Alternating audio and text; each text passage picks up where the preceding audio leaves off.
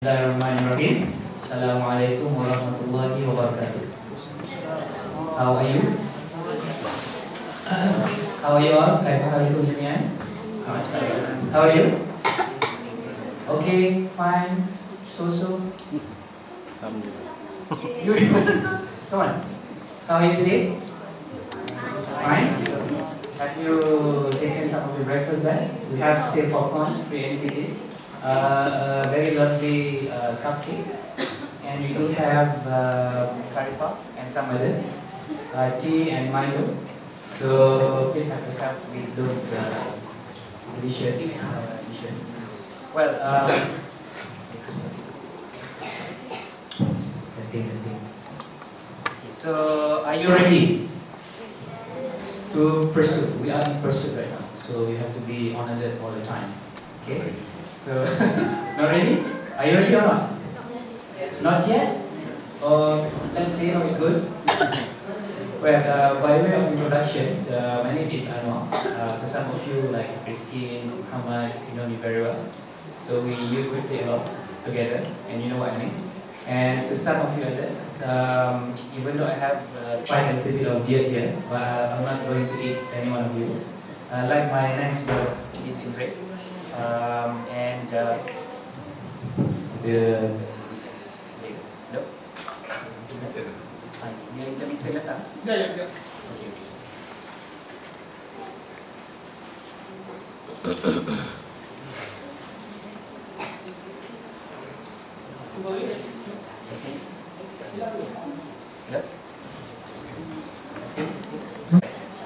Okay, as I said before, we are now in pursuit of happiness, in pursuit of delicious food on the table, in pursuit of knowledge, and let's make the session lively between all of us here.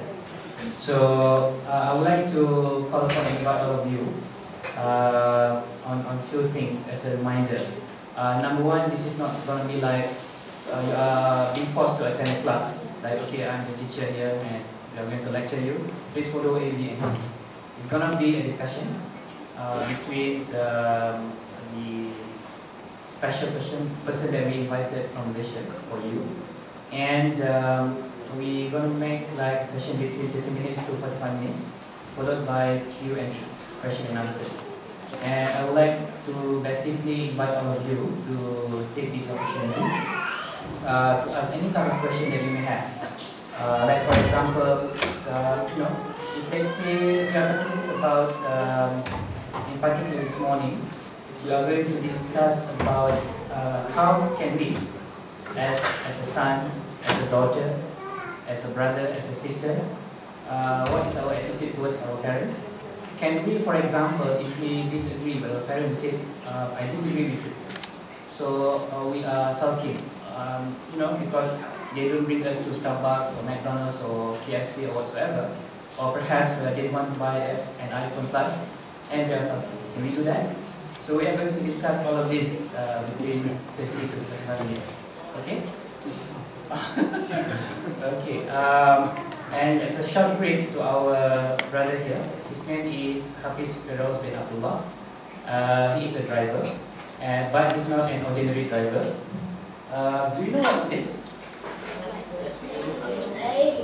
Okay. A plane, right? Is it beautiful? Do you like to fly? Yes. Yes. How many of you want to become a pilot? Pilot? Anyone? Wow, that's quite a lot. So what we're going to discuss is that how can this aircraft, fly on the air? Can it maneuver like this? Sorry, I'm joking. So he is a pilot with Malaysia Airlines system, right? Since 1991. And very interesting about Captain Hafiz Feroz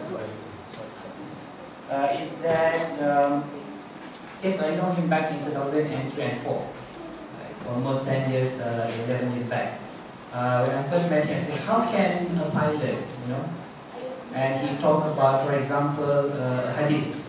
A hadith is that what the Prophet says, what the Prophet do. And he's talking about a very deep hadith, and he fall in love. Of course, he has wives. Fall in love with Islam, fall in love with knowledge, fall in love with hadith, and follow with the methodology of seeking the truth knowledge to the very basic level. And now, alhamdulillah, he's a very rare species that you can find out there, being a pilot, for example, and yet you can talk deeply about Islam. So I hope you will use this particular session not to ask him about an aircraft. He's a driver for A330, Airbus A330, 300 or 200, that version.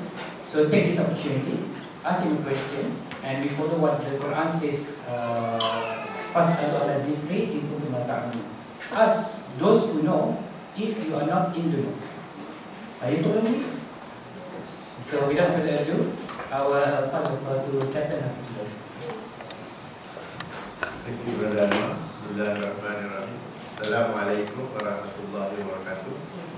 When Brother Anwar and the organizing committee suggested that the session for this morning starts at 9 AM, my first response was, the kids going to come at 9 AM on Friday, on their holiday, on their off day? No, they go to sleep.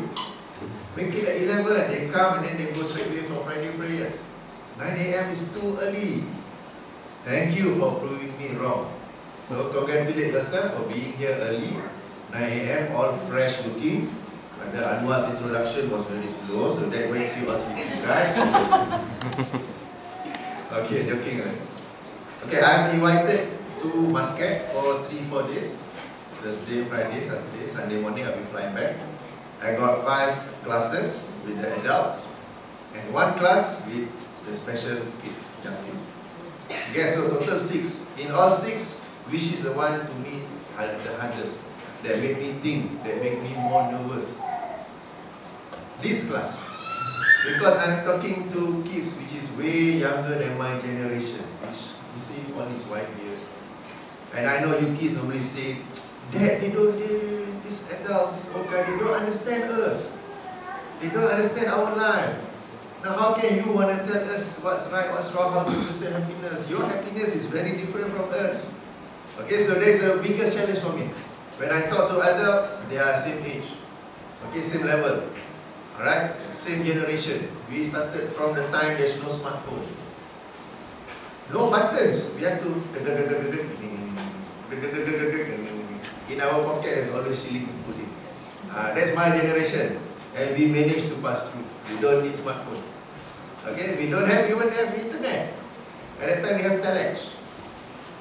Okay? Have you heard about telex? No. Okay. It's okay. It's a very juristic form of communication. Alright? So that's my generation. Same with Brother Anwar is a bit younger than me. And some other brothers behind, our dad, something like that. Okay, so, but okay, when I hear youngsters, the first thing I crossed to my mind is, I remember a hadith of the Prophet ﷺ recorded by Imam Tirmizi. He said that the 2 feet of Ibn Adam, the 2 feet of mankind, won't pass through Allah on the day of judgment, on Yawm al-Akhirah, unless they are asked 4 questions.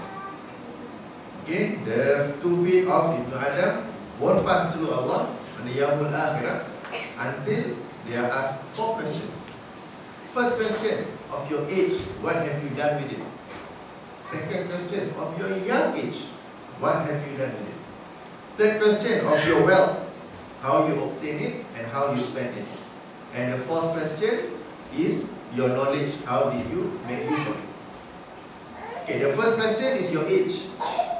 But second question is actually the same like the first question. Your younger times, Shabab, what you make use of it. Why did the Prophet ﷺ emphasize on the young age? The teenage time, especially the 10 to 17 or 10 to 25, 10 to 30 years old. Because the first question covers it also. Okay, this is to emphasize that how the younger age, most people, most youngsters, they waste it doing things that are not beneficial for their akhirah.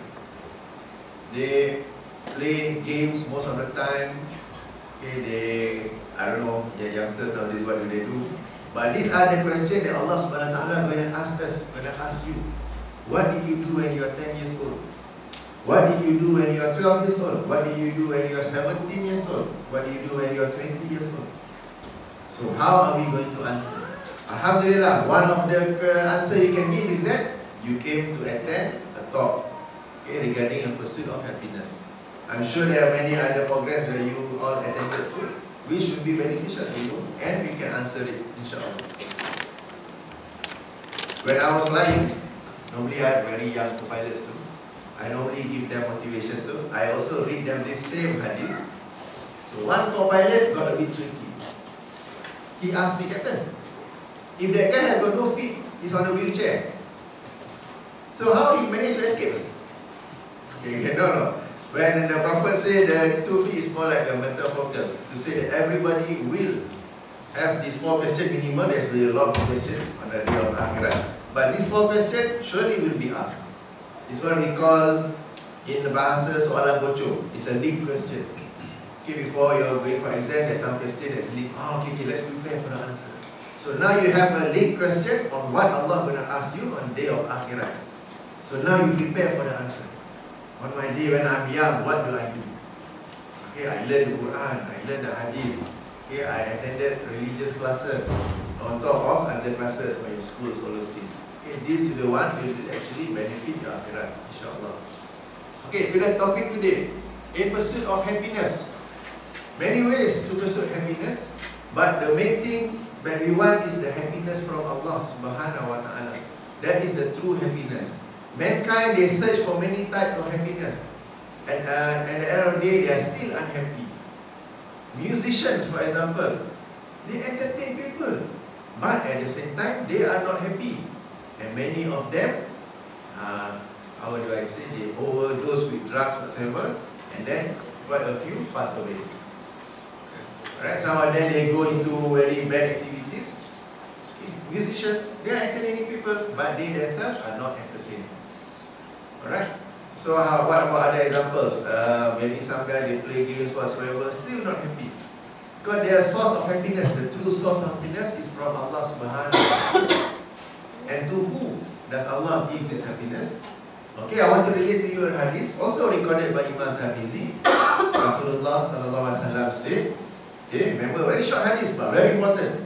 If you can print out, nice frame, put in your bedroom. Okay, hang it on the wall there. The Prophet Sallallahu Alaihi Wasallam said, Allah's pleasure, Allah's pleasure depends on your parents' pleasure.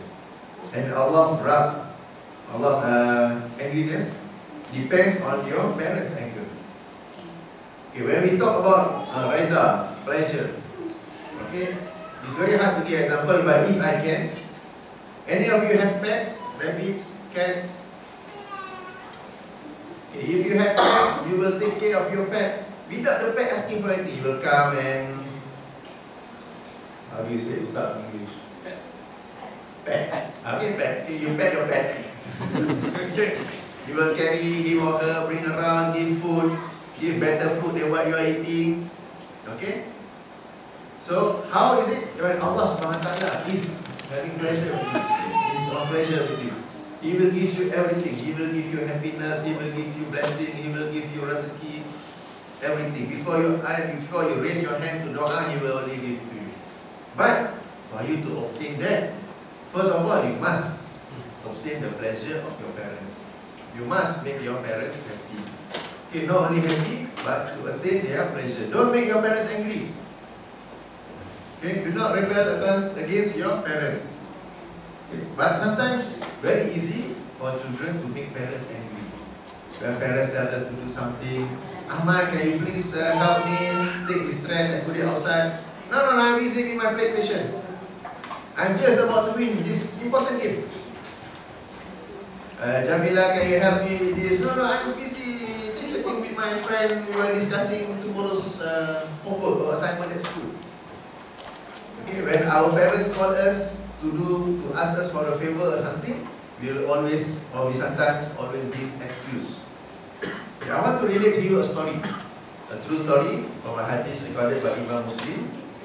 There was a man by the name of Juraj during the time of Ahli Kitab, during the time before the Prophet ﷺ. He was very into worshipping Allah. Okay, during the time of the Prophet, During the time before the Prophet, is what we call Rahbaniyah. They were allowed to only focus on worship and not doing anything. So this young guy by the name of Juraj, he worshipped so much, the community around him built a monastery for him. And for him to do his prayer, he's always prayed. One day his mother came. Ya Juraj, she called. And Juraj was praying at that time. Okay, he was praying at that time. So Juraj answered, Ya Rabbi, Ummi wa salati. Dear God, my mother calls, whereas I'm praying. So Juraj was thinking, no, Allah is more important than my mother. I will continue praying. So he continued praying. Mother waited, no response, okay, went back home. The next day the mother comes again. Oh Juraj. Juraj was still praying. And he still answered the same thing. He mentioned in his heart, Ya Rabbi, oh God, oh Lord, Ummi, my mother is calling me, wa salati, oh my prayer. Prayer more important. He continued praying. And the third day, his mother came, he did the same thing. And the mother was upset. The mother was upset till she said, Oh Allah, do not take the life of Juraj until he has seen the faces of prostitutes. The mother was angry, the mother was sad, frustrated, and she actually made a prayer, Oh Allah, do not take the life of Juraj until he has seen the faces of prostitutes.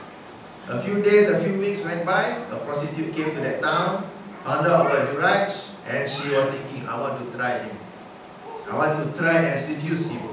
I want to see how strong is he. So this prostitute went to the monastery and tried to seduce Juraj. But then again, Juraj was fully focused on his prayer. He does not pay attention to the prostitute. Prostitute tried and tried, unsuccessful. One day, there was a shepherd was resting near the monastery. The prostitute seduced the shepherd, and one thing happened to another, and then the prostitute got pregnant. When she got pregnant, she told everybody in the town, this is the baby of Juraj. She made a fitna. This is the baby of Juraj. Everybody was angry. When later she gave birth to the baby, this is the child of Juraj, she said. Everybody got angry, they went to the monastery, they tore it down, they painted Juraj, they were angry with him. But Juraj said, by the blessing of Allah, Allah also want to give him a lesson. And then by the grace of Allah, the baby managed to talk. Okay, that baby managed to talk. Even though still infant, a few days just born, Juraj asked the baby, Dear baby, who is your father? The baby replied, my father is the shepherd. The shepherd that the actual prostitute seduced earlier on. Okay, then the town, the people of the town, they know they made a mistake, so they built back again the monastery for him. And okay, but the lesson here is that this guy, Juraj, he's praying to Allah. But when the mother calls, no, prayer more important. Okay, Imam Nawawi, rahimahullah, on his commentary of the hadith, mentioned that this could be, because he keep on continuing praying, could be the Salat Sunnah. Okay, the Salat Nawafi, not the obligatory prayer. But he keep on praying that he assumed prayer is more important than the mother. But in Islam, no. The mother is more important than the non-obligatory prayer. So that's why when the mother got angry and the mother actually cursed, actually doa, made a prayer or something bad of his own son, Allah SWT actually replied that prayer. Okay, this hadith is very important because sometimes or many times, I hope it doesn't happen here, our mother did call us, Jamal. You have a big headphone. Our mother come outside, Jamal. Okay, no answer. Busy with our game. Busy with our chit-chatting on the phone or something like that. Even though we are busy with our homework, when our mother calls us, our father calls us, we have to answer them. Okay, remember, we want to pursue happiness. Happiness is from Allah, from the pleasure of Allah. How to get it? We must get the pleasure of our parents too. Don't get our parents upset with us. When our parents is upset with us, Allah is upset with us, then things will go very bad. I want to share you my own experience. Okay. I was a young guy before, so once upon a time. Okay. And I was a naughty son. Okay. I was around, I think 23 or 24 years old. I made a flight to Dubai. And when I was there, alhamdulillah, Allah moved my heart to look for some religious books in English over there. It was actually in Arabic, translated into English. So one of the books that caught my attention was titled Al-Kabair, The Major Sins, by Imam Zahabi. Okay? The actual book is in Arabic, the scholar is on the 8th century. Okay, by Imam Zahabi, Al-Kabair, The Major Sins. So alhamdulillah, Allah moved my heart to actually buy the book. The Bible, the second or third major sin mentioned in that book was disobedience to parents, or rebellion to parents, what we call in bahasa derhaka. Okay, I read that thing, I read all the verses of the Quran, I read all the verses of the Hadith, and oh boy, I've been a very bad son all this while. And based on reading that, I tried to change myself. I began to expect people to change within 1 minute. Okay, progressively I changed, and alhamdulillah, things started to improve for me. Not only my relationship with parents, but also in my work, because sometimes we get stressed working, all those things, and things started to become easier for me. Everything starts to be, before this, I don't know, everything was all messed up in my mind. Okay, things started to be better. And the more I do good to my parents, the better it becomes. And that's one of the triggers me, there must be something there. Then I saw the hadith, yes, it is true when Allah subhanahu wa ta'ala said the pleasure of Allah depends on the pleasure of parents. Okay, so I want you, boys and girls here, I know you are all very good. Sometimes only we couldn't hear what our parents were calling us. We rebel. Can you help mommy do this? I don't know. Can you help me do that? No. If you remember, from the start I always mentioned mother to me. Did I disregard the father? No. But it is natural for kids. They are more afraid or more respect to their father compared to their mother. If the father says, Ahmad, please go to the grocery store and buy a box of milk. Yes, daddy, go. If the mother says, Ahmad, please go to the grocery store and buy a box of milk. Mommy, I got things to do. Can you ask my sister Jamila? We will make excuses. Sometimes the father, when the kids are naughty, the father will yes, daddy, okay. But our mother will be telling us half an hour, stop it, don't do it, stop it, no. It was climbing here, up and down, all those things. Okay? That's why in Islam, the Prophet ﷺ focused more on the mother than on the father. I'll read you some of the hadith of the Prophet ﷺ. Okay. One hadith here is recorded by Imam Bukhari in his book of Sahih. If you are not familiar with this book Sahih, our dear brother Shafi has got a book there, Sahih al-Bukhari, this book share there. Okay. The Prophet ﷺ said, do you want me to tell you? In case you are wondering, this is the book that I wrote. Dear mother, dear father. Okay, I wrote this actually originally in Bahasa. And one of my readers actually translated in English. The title is Dear Mother, Dear Father. On the position, it focuses more on the position of the parents. How for us to do good to them when they are alive. And also after they pass away. So I'm going to read you a few hadiths and a few ayat Qurans from this book. Okay. So this particular hadith here, the Prophet ﷺ asked the companions, do you want me to tell you about the biggest sins? Companions said, of course, dear Rasulullah. Then the Prophet explained, the biggest sins are shirk to Allah, rebellion to parents, number 2, rebellion to parents, and also making a false oath. Okay, the 3 major sins that he mentioned. Okay, but in another hadith, the Prophet ﷺ emphasized more on the mother. In the different hadith recorded by Imam Bukhari, the Prophet ﷺ said, verily, Allah has forbidden you to be undutiful to your mother, to withhold what you should give, this is meaning your zakat, to ask something you do not deserve, to bury your daughters alive during the time of the Prophet. some of their parents, they don't like daughters, they only want sons. So when they have a daughter, they bury her alive. And Allah hates those who talk too much about others and ask too many questions and waste their property. But here, the Prophet ﷺ focused on the mother.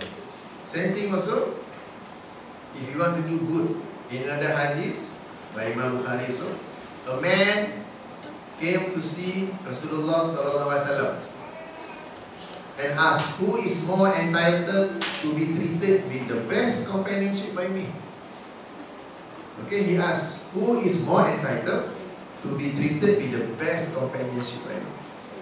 The Prophet replied, your mother. He asked again, then who? Your mother. Oh, okay. Then who? Your mother. Then who? Last, your father. So 3 times your mother, 4th time is your father. In another famous hadith, I'm sure many of you heard, another companion by the name of Shahimah radhiyallahu came to see the Prophet ﷺ and asked his opinion to participate in jihad. Okay, in jihad, in fighting for Islam. Okay, but the Prophet asked, do you still have your mother? No, I come here for jihad. I want to be a sword. This is the biggest amal in Islam. I want to attain the let's say, mati shahid. Okay, to be a martyr. No, why are you asking me about mother for? No, the Prophet asked, do you still have your mother? He said yes. Then the Prophet ﷺ replied, stay with her, because verily heaven lies beneath her feet. Okay, if you know about the amal, among the things that we can do for Islam, the biggest one is jihad. Okay, but here the Prophet telling that guy, you want to come for jihad, do you have your money? Yep. No, go back and take care of the mother. For verily, the Jannah, the heaven lies beneath her feet. This hadith is recorded by Imam Nasai. Okay, so this hadith here shows a few things. Number 1, the importance of mother. Number 2, before we go out on our own, always have the permission of our parents, especially our mother. Okay, maybe now still young, it's okay, but when you are later, 18, 19, when you have your driving license, okay? Or let's say, even at this age, when you go out to the playground nearby, hang around with your friends, ask permission of your parents. Okay, this guy wants to go for jihad. No, stay with your parents. Here we are, want to go today Friday prayer, after Friday prayer, I want to hang around with my kids, with my friends. Is it okay? Ask your parents first. Alright? So these are the things that Islam teaches us. Okay, for us to attain the pleasure of our parents. And by that we attain the pleasure of Allah, then we will have true happiness. And sometimes kids, they go out on their own. It's okay. I come back after school, I want to hang around with my friends. School finish at 12, I come back at 3. It's okay, nothing. No. These are the things that we must ask our parents first. So far okay? I see everybody sleeping, not yet? Okay. Alright. So a few hadiths here. Okay, I haven't shared with you any verses of the Quran yet, yeah? Okay, I'm going to share you a few verses of the Quran where Allah subhanahu wa ta'ala said in Surah An-Nisa, verse number 36, Allah subhanahu wa ta'ala said, A'udzubillahi minasyaitonirrajim, wa'budullaha wa la tusyriku bihi syai'a wa bil walidaini ihsana. Worship Allah and join none with Him in worship. Okay, that all do. But the second thing after Tauhid, after Aqidah, after worshipping Allah, what is the second command? Wa bil walidaini, and towards your parent, ihsana, do good to your parents. Right? So what if we can make an example horizontally between us and Allah, okay, we take care. But vertically, the first thing you should do is to your parents, do good. Good, I'm sure you all know Arabic, Hasan and Ihsan is a different. Hasan do good, Ihsan much better, much higher level than that. Okay, same thing, Allah repeated this verse a few times, one more time in Surah Al-Isra, verse number 23. وَقَضَى رَبُّكَ أَلَّا تَعْبُدُوا إِلَّا إِيَّاهُ وَبِالْوَالِدَيْنِ إِحْسَانًا. And your Lord has decreed that you worship none but Him, and that you be dutiful to your parents. Okay? So, it is actually the main teaching of Islam for us to be dutiful. Okay, maybe I am focusing here to the boys and girls, but I also see very young fathers around, which I'm sure their parents is also back in Malaysia. Okay, when the father show good example to his kids on, okay, also many young mothers around. So when the parents show good example of doing good to their parents, the kids will observe, the children will observe, and they will also do the same thing. So lead by example. Okay, lead by example. When we do good, our child, our kids will also follow us.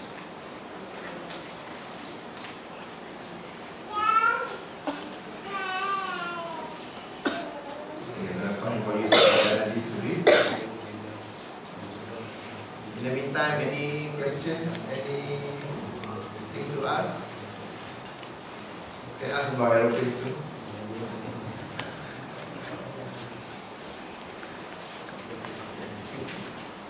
Question. We asked about being a pilot. Okay, okay. So what's your question about pilots? How many years does it take to be a pilot?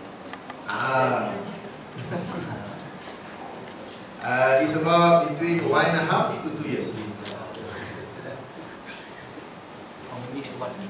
Okay, okay. At what age? Back in Malaysia, I started my training when I was 18, and I completed when I was 19. So I was flying the Boeing 737 when I was 19 years old. But you have to be a top student. Okay, during my time, Malaysia Airlines took 20 cadet pilots. Okay, me one of them. 3 of them rejected the offer because they want to do something else, engineer, doctor, whatever. Out of that 17, another 4 failed because they were naughty, the disciplinary problem. So left 13. When we started work, another few got sacked by the company, same because of disciplinary problem, and also because they couldn't perform up to the standards. So we are left about, my friends, about 10 or 9. It's because to be a pilot, your level of discipline must be above average, very high. You cannot have pilots who do not sleep at night, come to work, sleepy, bringing an aeroplane. Okay. So it sounds easy, only 2 years. For me to be an engineer, my dad, because engineer have to study 5, 7, 8 years. Only 2 years. 2 years is a basic training. Okay, for you to become a captain, it takes a long time, about 10 years, 15 years, something like that. Okay, so does that answer your question? Yeah. Okay. But must remember, for you to be a successful pilot, doctor, engineer, must start by doing good to your parents. Because with your parents' prayer, with your parents' blessing, then you will attain happiness and successful in life. If you don't start early, bad relationship with parents, your life when you are not still young, teenager, 20, 30, very bad. Okay. A lot of people having hardship in life because it started from home. Sometimes our parents, they may have some, okay, no parents are perfect. Okay, sometimes daddy very bad temper. Every time get angry. He comes back from office, he get angry to me. He goes to office tomorrow morning, he gets angry with me. Sometimes he comes back for lunch, he gets angry with me. Never mind, nobody is perfect. Okay, forgive them, because remember, they are still our parents. Anything happen to us, they will still take care of us. Okay, can I ask some questions?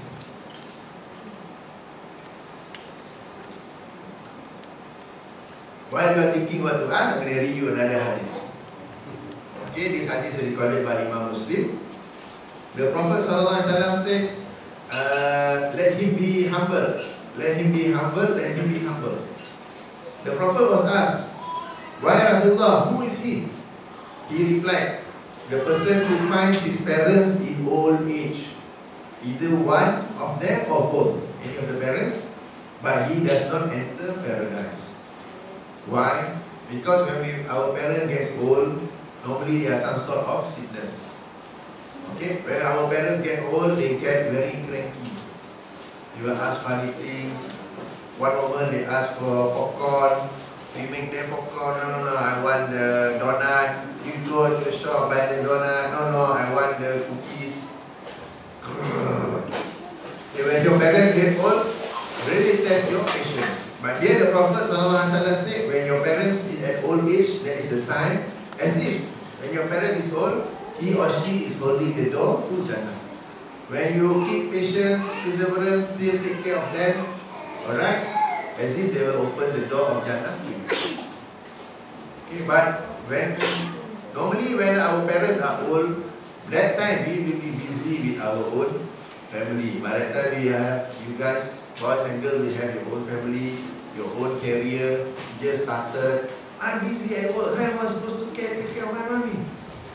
My daddy is on the wheelchair, he wants me to push him around the park. I will just push him. Hi. Okay, at that time, Allah is testing us. Take care of your parents or take care of your career. Take care of your parents or take care of your own kids. Okay, this time very hard because the son at that time, the son and daughter will have to think, I will think of my career, I will think of my parents. My parents is old when I was young. I also very cranky. I don't eat this, I don't eat veggie, I don't eat rice. But my parents was very patient with me. Now when they are old, they are also very cranky. But I was not patient with them. I scolded them, I just shut up and eat. Again, bad example, okay? But here the Prophet is telling us, he who finds his parents in old age, either one or both of them, but he does not enter paradise. Okay? Alhamdulillah, Allah subhanahu wa ta'ala gave me the opportunity to take care of my mother, my father, and also my auntie, my father's elder sister who stayed with us, who take care of me and my brothers and sisters, until they were old age, until they passed away. It was a big trial, a lot of patience is required. Okay, but alhamdulillah, I managed to take them until they passed away. And it is a blessing. When you have taken care of your parents until they are old, until they pass away, when they pass away, you will feel satisfied. I have done my best. Those who does not take care of their parents, when the parents pass away, they will be regretting it. And then they will start to think what to do to my parents. Then they will organize this yasin, if you know, back in Malaysia. Those who doesn't take care of their parents and then their parents pass away, they regret it so much. How now when my parents pass away, how can I do good to them? Okay, let's organize this reading of the Quran, let's organize this, organize that for the dead parents. But it is actually too late. Okay, so take care of your parents from now until their old age, until they pass away. When they pass away, you will be satisfied. Alhamdulillah, I have done my best. May Allah reward me, may Allah reward them. Then you will be thinking of what to do when they pass away. Some of the children, when the parents pass away, they feel so sad, they feel so regret, they build a castle around the grave. Whereas it is forbidden in Islam. In Islam, the grave should be flat land or just slightly higher to identify it as a grave. But some, they build a lot of buildings around it with marbles, golden chair, all those things, a very big stone to write the name in gold. Okay, during the time of the Prophet, even the writing of the name, you are not supposed to write. It's okay, just the grave. What is important is the amal that the person brings to the world. Okay, so not only do good when your parents is young now, but also take care of them until they are old age. Any questions? I see one of the sisters, the girls there, a lot of discussion there. Like to share with us? Can a girl become a pilot? Okay, can a girl become a pilot? Some airlines, they accept it. But remember, there is some restriction. For example, you cannot get pregnant.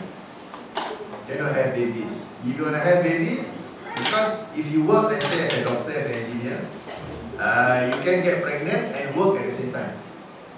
Okay, until when you are close to your day of delivery, then we stop. Then you get your maternity leave. But as a pilot, they don't want pilots to be flying with pregnancy or those things and facing all the thunderstorm, all those lightning, shoo, in front of you, shoo, over there. Okay, bad for the mother, bad for the baby. Okay, so they put a restriction there, either no babies or you take no pay leave.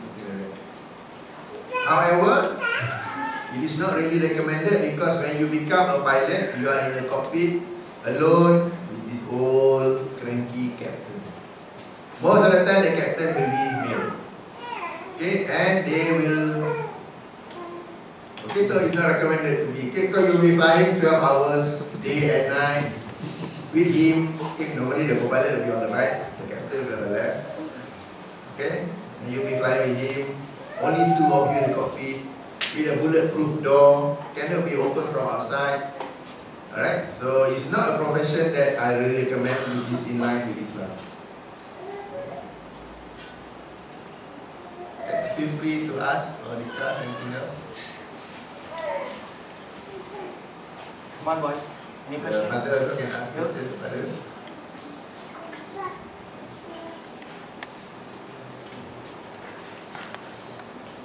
Please keep Muhammad. Any questions? Thank you.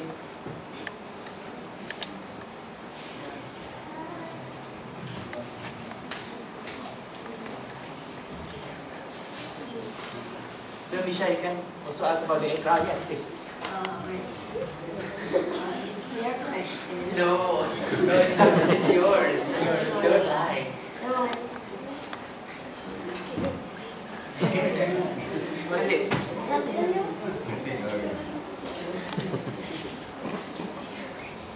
he said he was here. If they are sure, they can text you the question. Okay. Because if you're shy, you can text it. Okay, if anybody is shy, you can text a question. The number is there, 9410-6258. Okay, 9410-6258. Okay, thank you, my side is still good. Question, please.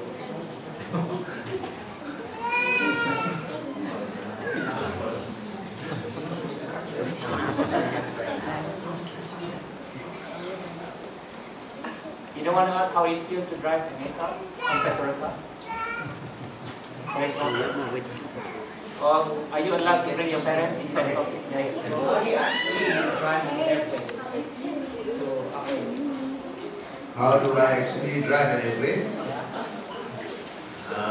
That's a very tough question. It's not as easy as driving a car, because there's a lot of things, a lot of coordination allowed. For example, we have what we call the control column. For Airbus, we have the side stick, same like your game. And then we also have the rudders. The rudder is two movements. One is based on our heel, left and right, and then the tip is for the braking, left and right braking. So we have to adjust, at the same time adjust the braking during the takeoff and the landing. Okay, especially the landing. So on the stick, you push down, the aircraft goes down. You pull up, the aircraft goes up. You turn left, turn right, the same. Very easy. But remember, for example, let's say you are coming in for landing. You notice the aircraft is coming in if you see near the airport. So you have to keep it in the balance and the aircraft go like that. It will go, it doesn't go like this, okay? For landing. And then, let's say you are flying, the runway is straight ahead, but the wind could be blowing you this way or could be blowing you this way. So you need to balance it so you are still straight at the runway. You don't land on the airport or you don't land somewhere in the desert.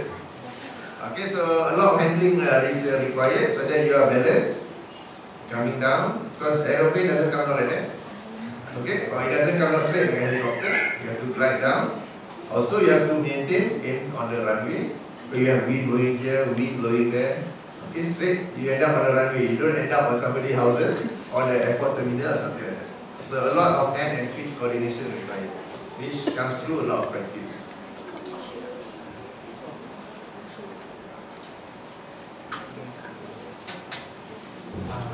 I have a question. Yes. Two related questions actually. I'm sure you read a lot, right? And so the first question is, how do you nurture this reading habit, right? And number two is, given your, how do you manage to read given your very hectic schedule? Do you have like a special reading method or way of reading, or can you share it with us? How do I nurture this reading habit? It's more of my interest of wanting to know. Because when I was young, my religious education was very minimal. But I always wanted to know more. I wanted to know more. When I asked around, I couldn't get a satisfactory answer. It was normally based on Mazhab Shafi'i. There was no verse of the Quran. There was no hadith of the Prophet that was mentioned. So that makes me the initiative. No, I have to make my own effort to look for books, to look for scholars or teachers who will actually give me a satisfactory answer. That's number one. Number two, reading is more of a time management. We cannot ask time to make way for us, but we ourselves have to discipline and make time so that we can do the reading. Alright, and so there's no shortcut, but it takes a long time because I don't believe in speed reading. I will, yes, of course, I finish this book, very thin, half an hour, but do I practice it? No. Do I remember the hadith? No. When somebody asked me about it, I read the hadith yesterday, but I couldn't remember. It's in that book, the titles I couldn't remember, but I finished that book. Okay, there's one method called speed reading. You read, finish. Maybe you want to do a research, exactly after that is beneficial. But for you to read and practice it, you have to read slowly, one by one, contemplate this hadith. It's really impactful. Now I should change myself, how should I do it? Something like that. So it is a slow process. There's no shortcut to attain knowledge. And I have to be through discipline and also prayer to Allah subhanahu wa ta'ala that He help us to become knowledgeable in this field.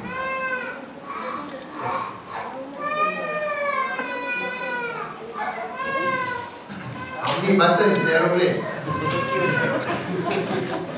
Many. I haven't counted them, but there's a lot.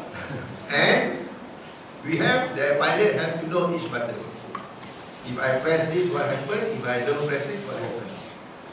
So that's part of the pilot. Okay, when we fly fast, when we fly Boeing 737 or 777, 787, the pilot must know each button, what does it do. Okay, so we don't want pilots to be just pressing it, testing here, testing there, then funny things will start to happen. So there are many buttons, I didn't count them. But the important thing is that pilots should know each button, what does it do. Why are we asking you about pilots instead of Okay, good question. Why are the audience asking me about my job as a pilot instead of asking about Islam? You have to ask the audience, I don't know. I'm here to entertain all questions. Maybe he doesn't know that you're a pilot.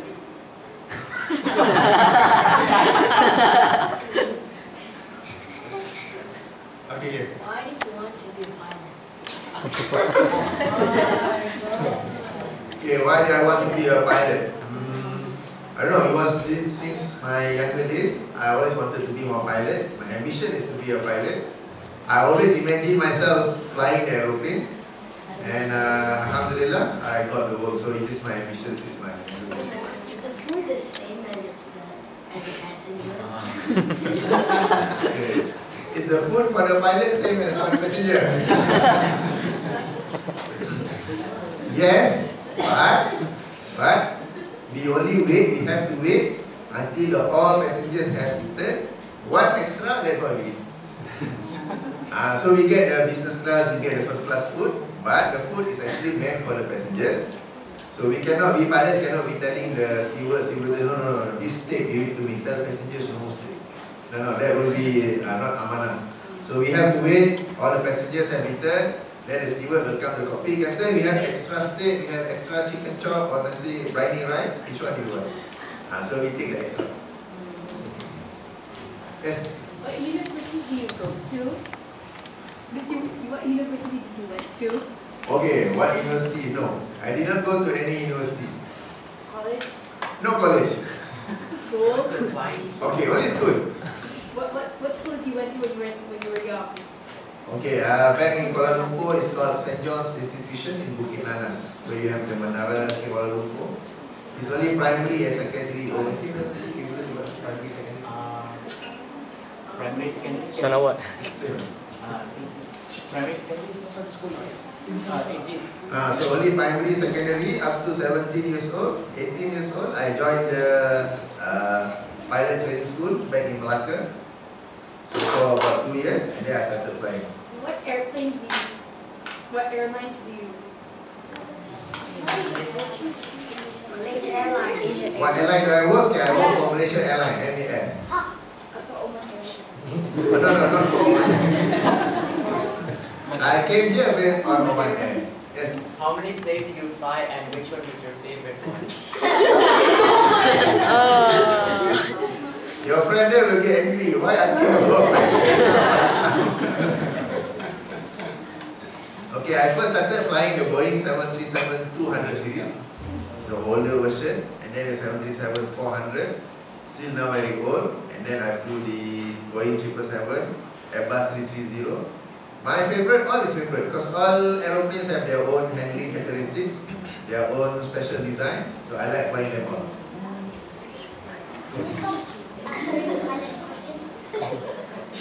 Can stop asking pilot questions. Why are you asking him? Can I stop answering questions about pilot? One more. How many countries have you been in? Okay. How many countries have you been in? Been to. Which one been to? How many countries have you been to? Many countries. Australia, Japan, China, India, Pakistan, in the Middle East, Dubai, Jeddah. How about Europe? Have you been to Europe? Europe, I've been to Munich, Frankfurt, Vienna. How about in the United States? States, New York.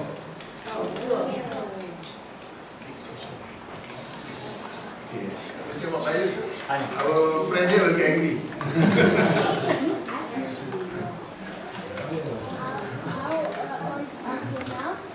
How old am I now? I'm 44 years old. Do you like a plane now? Now I'm sitting here.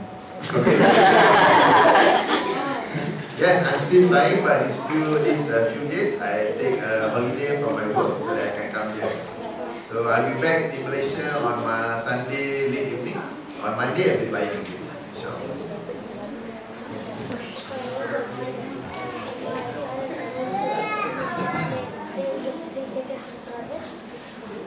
Louder, please. If I was a pilot, my parents would get free tickets. Okay, good question. Okay, if he is a pilot, will his parents get free tickets to travel? No. Okay, depends on the airline policy. Some airline does give free ticket, but there's a lot of refinements below it. A lot of conditions associated with it. Because when things doesn't come free nowadays, they will say free ticket, but down there's a lot of fine prints and a lot of conditions down there. But that's a good question because he wants to do good to his parents. I have 6 questions with me. 3 are related to an aircraft, and the other 3 related to the topic. So let's discuss about the topic before our friend get angry. Are you afraid to fly, by the way? But that button question is very cute, I would say that. Okay. The question is that if you are young and you are cranky and your parents isn't patient with you, should you be patient when they are older? Yes. Yes. Okay. The rule here is parents always right. Rule number 2, if you think they are wrong, they are still right. Number 3, just be patient with them. If you are able to give them advice, okay, try to give them in a very respectful manner. Mommy, please don't get angry with me. I'm still a kid.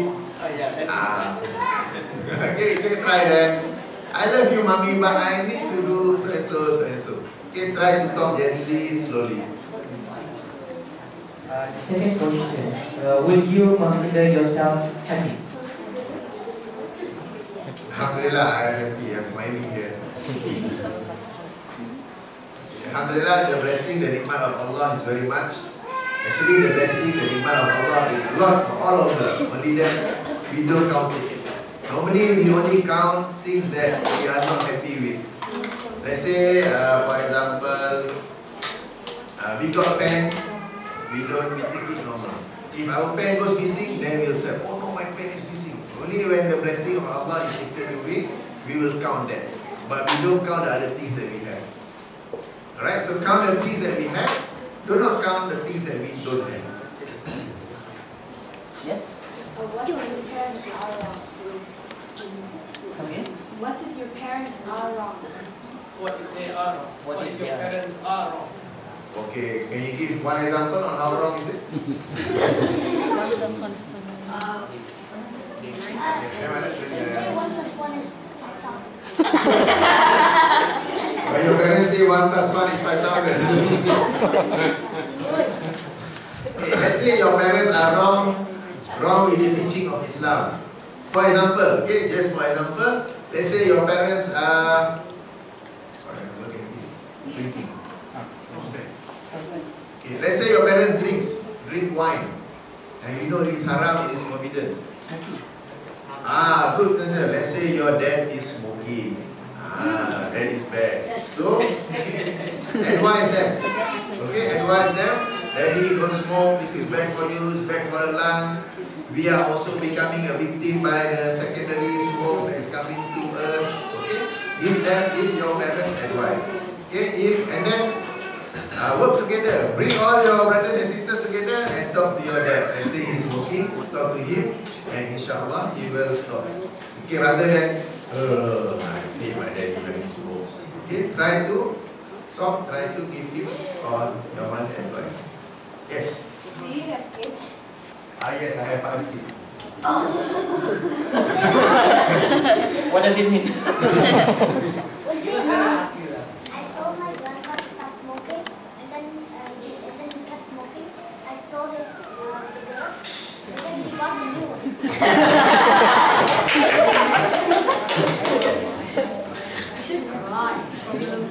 It's okay, keep on trying. Because when we advise someone, let's say your grandpa is smoking. Take his money! Let's say your grandpa has been smoking for the last 50 years. You cannot expect him to stop in just 5 years. So keep on advising him, It's okay, you want to still throw it away.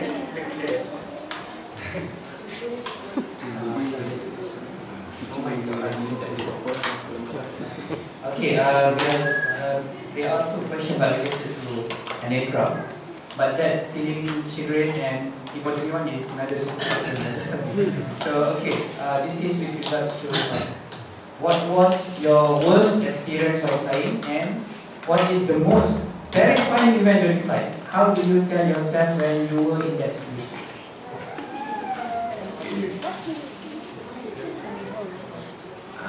So far, alhamdulillah, when I was flying, Allah took care of me, took care of the passengers, the aircraft, the weather, everything was good, fine. I was more terrified when I was driving. Because we pilots, we have rules, and everybody follow the rules. Go straight, everybody go straight, up here, this go the opposite way, this way. We don't have aircraft cutting in front of us, suddenly changing lanes, suddenly stopping in front of us, then we have to emergency braking. Okay, when we drive, one guy drives at this speed, one guy drives at that speed, one guy simply changing lanes. Okay, so when I was flying, actually it's more relaxed, right, compared when I was driving. So actually flying was more safer to me. When I come back from flight, I'm not going to drive back home. Okay, got to pay attention and traffic, all those things. Alright, so flying, alhamdulillah, so far has been good for me. Nothing bad that I remember till today. Sometimes you get the normal turbulence or heavy rain, strong winds. That's part of it. Okay. You say Bismillah before you travel? Yes, I say Bismillah and I also read the dua before traveling.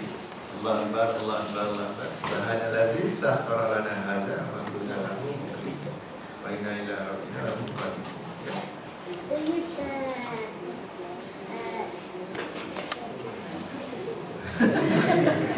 It's okay. can you reverse and plane burst out in flames? No. Can reverse. Yes. Or reverse. Yes. Okay, can the plane reverse? This aeroplane cannot. Some military transport aeroplane can. Seriously? When on ground, not on air, when on ground.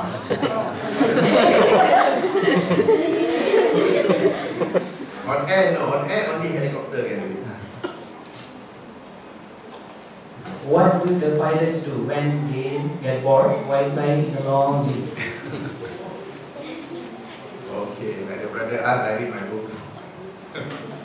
Yeah, we have a long journey, but we still have to manage the aeroplane, because even though I'm sure most of you heard aeroplanes on autopilot, pilot does nothing, but just press the button, autopilot on.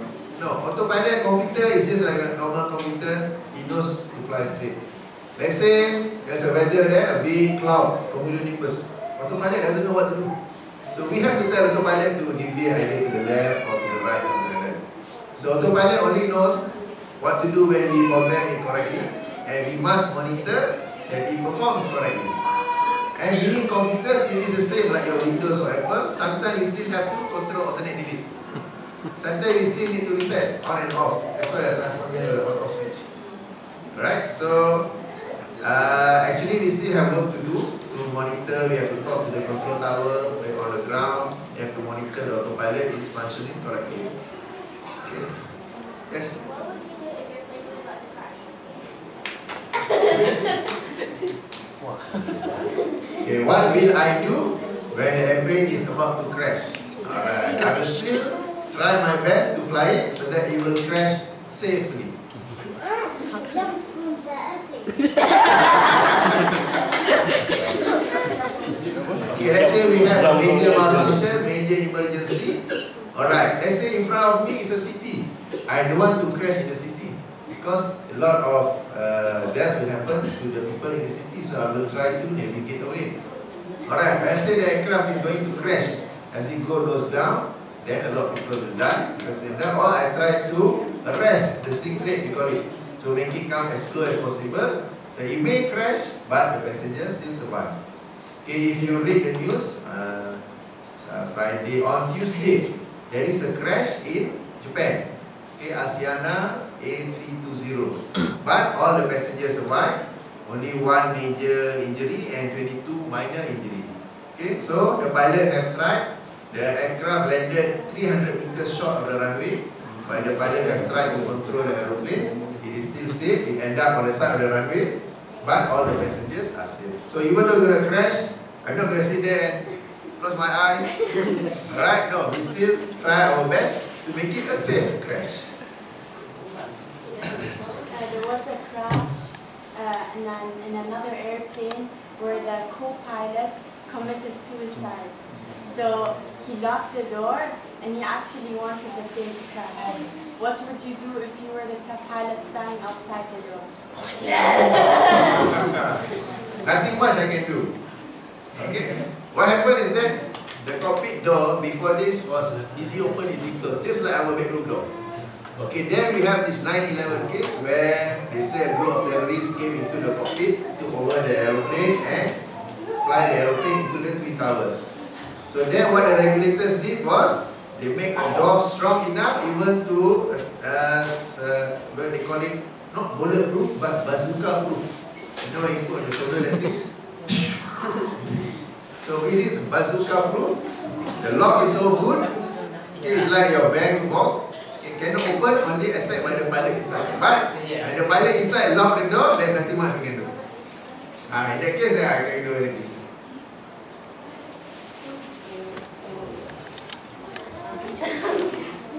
When you're driving a plane, have you been crashed?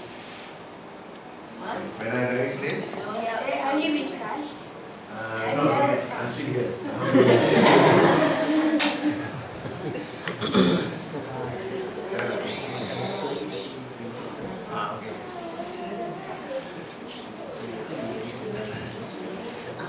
Okay, I want to buy a phone, not for fun, but for study with my friend, but my parent doesn't want to buy it for me. Isn't it bad? No. What? As I said earlier, parents always right. So I know you can have this, let's say WhatsApp or Telegram group, they have a discussion over there, but the tendency will be your discussion with your friends about your school homework will be only 10 minutes. The rest 5-6 hours will be chit-chatting about nothing to do with your school. Okay, yes, I want to use the internet to search for my homework. Yes, you will search that for only 5 minutes. The last 5 hours, the next 5 hours, you'll be searching something else. Okay? So yeah, you can say phone important, but as I said earlier, myself, Brother Anwar, all those things, we survive without the phone. Okay, even now I'm not holding the phone. It's just there only, showing me the time. So you can survive without the phone. Right? So if your parents says no, no.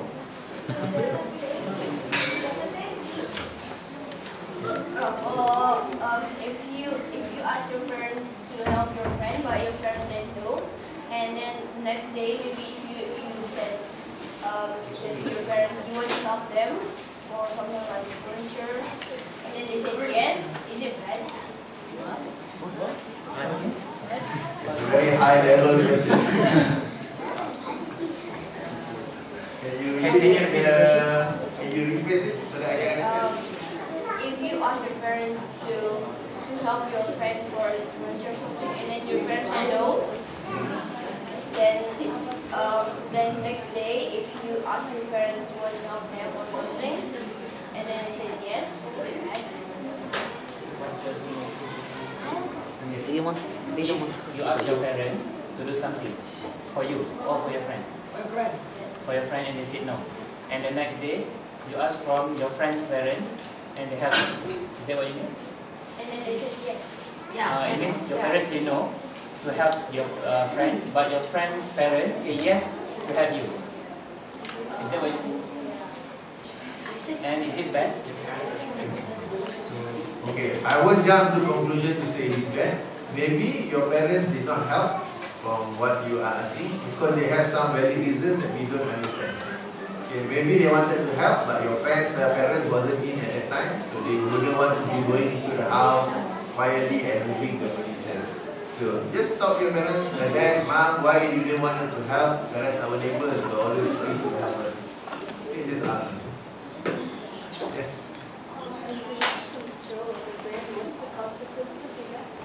Sorry? If you lost control while you're flying the plane, what's the consequences you get? Okay, if I lose control of the aeroplane, what are the consequences? Okay, there are many ways to control the aeroplane.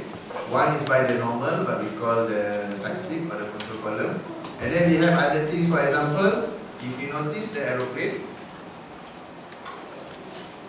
the engines are below. Okay? If I want to go up, if I increase the thrust, since the engine is below, the aircraft will go upwards. If I reduce the thrust, the engine is below, it will go downwards. Okay, normally I will use the control column or the side stick wheel, which will move the elevator behind. That is the normal way of controlling up and down. But let's say, for example, this elevator got jammed. Okay, before in the US in the 70s, 80s, they have incident where this part here we call elevator, stabilizer, it got jammed. The engineering did not do a good job. They were servicing it and part of their tools got stuck inside.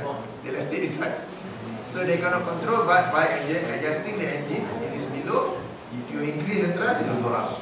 If you reduce it, it will go down. And then you notice there are two engines.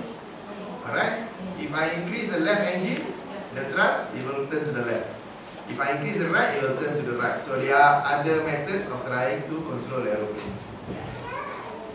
Okay. This is not a pilot question, but if you get bullied in school and you're too scared to tell your parents, if you get bullied in school and you don't want to tell your parents, and because you're worried they don't want to do anything, should you tell them? Bully. And you don't want to tell your parents. If you are bullied in school and you are not, you are worried to tell your parents. But you are afraid that they will not parents. Okay. Try your best to inform them first. Try your best to tell your parents first. If you have tried first, second, third time doesn't work, okay, try to talk to your teachers, counselors, or any senior teacher at your school. Okay, try your best to inform someone about it. Don't let yourself be a victim of those bullies. But then after that, the bully can start complaining and they're going to come It's okay. Just continue with your life. Trust me, those who are bullies, they are only bullies in school. They won't be successful in their life. They might do cyberbullying. Cyberbullying, right? Telling bad things about you on the internet. Internet is your life?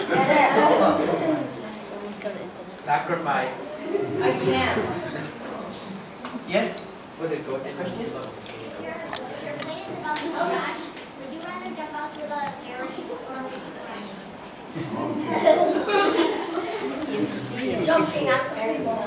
Okay, when the plane is about to crash, would I rather jump out of the airplane? With the parachute. With a parachute. Okay, just to make you happy. Right, and trust us pilots and continue to fly whichever airline, Oman Air, Malaysia Airlines, Emirates, whatever. For commercial aeroplane like this, or any other aeroplanes, A330, MD-11, whatsoever, there is no way to escape from the aeroplane. The one that you can escape when it's about to crash with a parachute is only fighter jet. When you are alone. When you are flying a passenger aeroplane, the way they design it is that pilots try your best to save. If not, you die together with the aeroplane. Meaning to say there's no parachute in the aeroplane. I don't have that push a button and straight eject out. No, I will just hit the roof. Okay, so in the fighter jet, because it's only the fighter pilot alone. So you press a button, it will fly out and the jet crashes by itself, the pilot will be safe. But commercial aeroplane like this or cargo aeroplane, there's no way to escape. Either you try your best to make a safe crash or you crash together with the aeroplane. Okay, one last question with regards to parents, not aircraft. Any? Parents? Question or pilot question? Parents. Yes, please. How old were you when your parents passed away? How did it affect you? Okay, how old was I? My mom passed away when I was about 27 years old. My dad passed away about 7 years old when I was about 38, 39 years old. How does it affect me? As I was saying earlier, Allah SWT gave me the opportunity to take care of them when they were old and they were sick until the time they passed away. So it doesn't affect me much because I managed to spend quality time with them when they are old. Okay, so yeah, I was sad, but it was not that sad that I was regretting it. I could have done much better, something like that. I was actually satisfied, alhamdulillah, because I was able to spend time with them when they are old. So that's why I was mentioning earlier, spend good time with your parents, so that when they are not with us anymore, we won't be regretting it.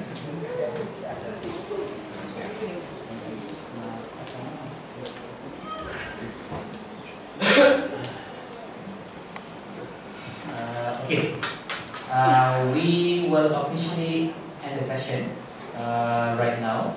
But of course, after this, you feel free to ask him because you are still here until you stop asking me question after this. So thank you very much to Captain Hafiz Daus, flying all the way from Malaysia to Oman, Muscat. Thank you very much for your enlightening session, explanation on aircraft, and especially most importantly, being good to your parents.